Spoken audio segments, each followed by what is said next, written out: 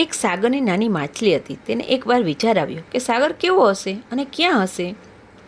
તે મોટી માછલી પાસે ગઈ અને પૂછ્યું, મને બતાવો કે સાગર કેવો છે ને ક્યાં છે. મોટી માછલીએ જવાબ આપ્યો, સાગર એ જ તારું જીવન છે. સાગરને લીધે તું જીવે છે.